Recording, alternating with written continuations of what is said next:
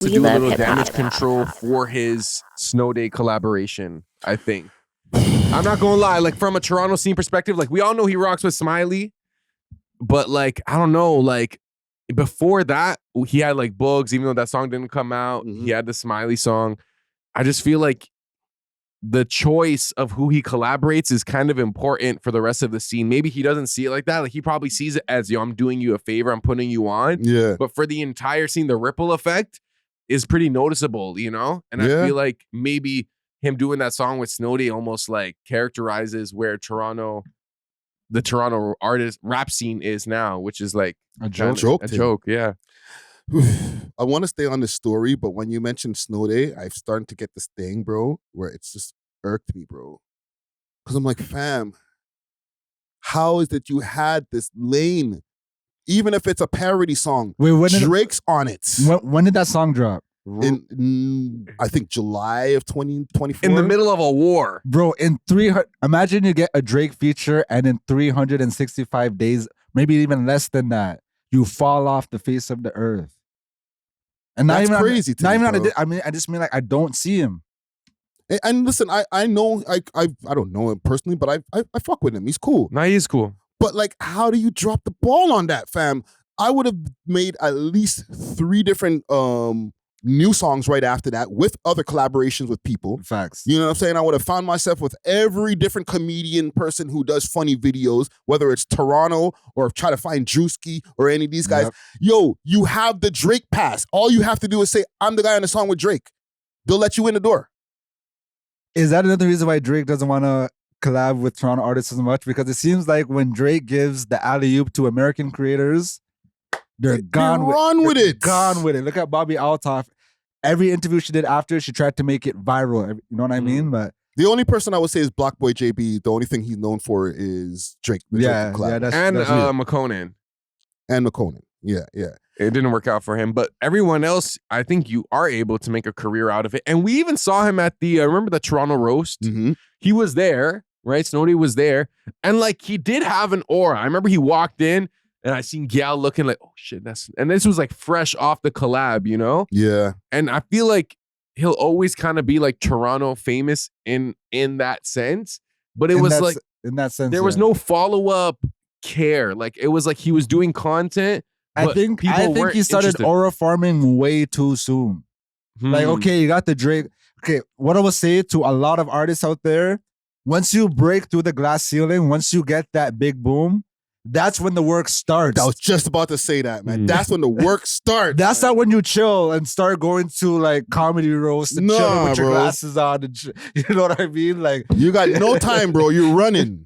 Like, why am I seeing you right? You should be on Kites in that stream, Neon, 8, all these people. Like, why am I seeing you right now? But we also have to keep in mind that like the type of presentation he has to the rest of the world is this exaggerated Toronto man. In real life, he's not like that. He's just like a regular dude. You speak to him, he speaks normally. He's not like, yo, fam, blah, blah, blah. Like, but that's kind of like the Wagwan Delilah persona. Yeah. So it's kind of like people almost wanted to just see that version of him where he is a serious artist.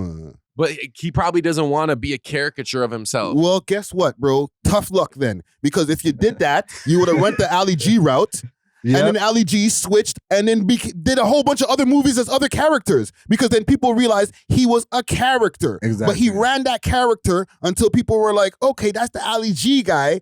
And then he switched and then he started doing other shit. Borat. Exactly. Yeah. Come on, fam. I would have ran that character into the ground. Get all of the different American mans, how American mans interact with Toronto mans, and do all this shit. You know what I'm saying? An ATL man meets a Toronto man, all that shit. And then he'd be typecasted, and then he'd be like, yo, guess what else I can do? Exactly. But he was doing like wave room content, like they were doing these like spelling bees with like Longtendo and Plush, and you know, like and he was doing as much as like that's as much as you can do in that position in Toronto.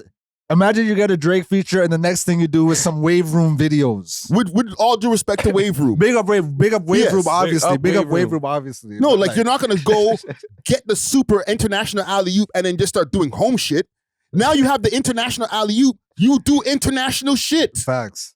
I get it, but it's easier said than done. Like I feel like obviously he had some social media traction and he probably could have leveraged that to get on these streams, but I feel like he might have been lost in the sauce in that moment where it's like, you know, all these gal are DMing you, people are hailing you, people you haven't heard from in a minute, and you're getting paid to do walkthroughs at universities to just perform one song, and people are freaking out every time they see you. So maybe you did feel like you made it. That lasted a couple months. It did. And you're right. It is easier said than done to try and make these international contacts and stuff. But like, you know what else is difficult too? Working a 9 to 5 every day. You know what I mean? So pick your struggle, bro. Do you want to spend 8 hours a day reaching out to content creators around the world, or you want to spend that 8 hours, you know? Mm-hmm. There you go. There you go. You know, you're right. You're right. You're right. And I didn't know how this turned into a snow day. Yeah, to reel it back, that's the damage control Drake, I feel like, has to do with in collaborations for the city. Yeah. Is that like in the biggest moment in arguably like this battle that the city is almost going through, you collab with Snow Day. You know, so it's kind of like now it's like you got to collab with some just like legit artists. And he collabed with Pressa back then. Think about that. Yeah, he already had the song. He had the song from then. He could have dropped it that time. That would have been I feel like America would have respected that a little more. America was more confused. The way that beat comes in, people would have been like, "Oh, okay, I'm sorry. You know, we thought he was dead."